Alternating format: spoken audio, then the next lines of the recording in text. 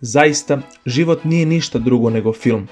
Ima svoj trenutak, reditelja, scenariste i glumce koji glume upravo vas. Na kraju krajeva, zavisi samo od vas kako će izgledati vaš život i kakav je njegov kraj, pošto film sa lošim krajem ne bi trebalo da bude popularan.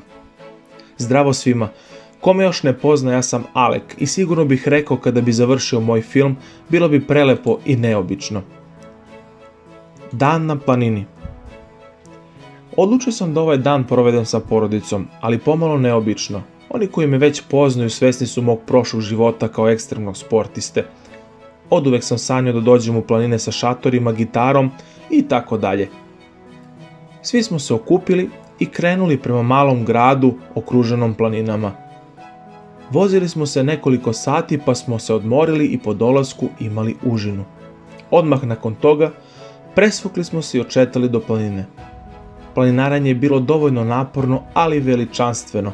Bili smo okruženi drvećem koje je izgledalo kao da nas vodi i ptice su nas podržavale svojim pevanjem. Nakon pola sata kampovali smo, a tata i ja smo otišli na neko vreme. Pokazuje mi je kako zapaliti vatru ako nema šibice ili upaljača. Pogledao sam ga i prvi put sam video suze u njegovim očima. Da bih popravio raspoloženje, rekao sam u šali ako se ne vratimo za minut trebali bi nas potražiti. Vratili smo se mami i Alisi koje su bile tajanstvene. Išli smo dalje. Oblaci na nebu idu zajedno sa nama i u tim trenucima osjećate blisku povezanost sa prirodom.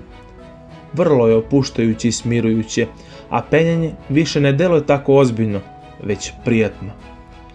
Nakon 4 sata našeg putovanja, konačno smo stigli do vrha planine. Bilo je neverovatno. Pogled je bio jednostavno prelep, sve se moglo vidjeti odavde. Osjećate kao da posjedujete ceo svet. Tata je počeo da postavlja šator dok su mama i Alisa spremale užinu i ja sam udahnuo slobodu. Počeo je da pada mrak i upalili smo vatru. Tata je počeo da svira gitaru i da peva. Mama je sedela pored njega, a ja sam sedeo pored svoje devojke. Zvuk upaljenih drva, pesma cvrčaka i zvezdano nebo. Kada bi neko mogao znati koliko se dobro osjećam u ovom trenutku, jer su svi koji bi trebali biti sa mnom bili u blizini. Ne treba mi više ništa. Sedeli smo i gledali u nebo i svi smo poželeli želju. Činilo mi se da je bio dan kada se snovi ostvaruju. Noć je bila neverovatno čarobna. Vazduh je bio svež kao nikad do sada i udahnuo sam deo života. Tišina je bila svuda oko nas i bila je tako opuštajuća da sam shvatio zašto pisci i umjetnici odlaze u prirodu za inspiraciju.